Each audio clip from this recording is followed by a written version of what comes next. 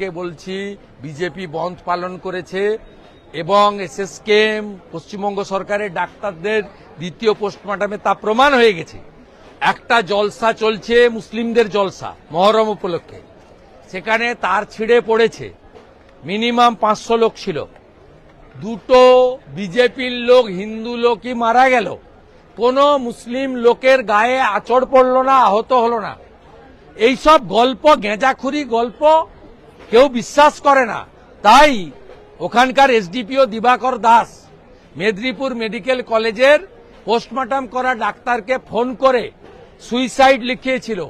আর SSKM এর medical board, তারাও রাজ্য সরকারের ডাক্তার, তারা পরিষ্কার বলে দিয়েছে হেড ইঞ্জুরি আছে এবং শরীরের একাধিক জায়গায় কোপানোর দাগ আছে। অতএব বিচার হবে ডকুমেন্টসের উপরে। অনারেবল জাস্টিস যিনি দেখছেন, হি ইজ ভেরি সিনিয়র জাজ। আমাদের সকলের আস্থা আছে ল পয়েন্ট অফ ভিউতে এই মামলা কোর্ট মনিটরিং সেন্ট্রাল এজেন্সির হাতে যাওয়া উচিত।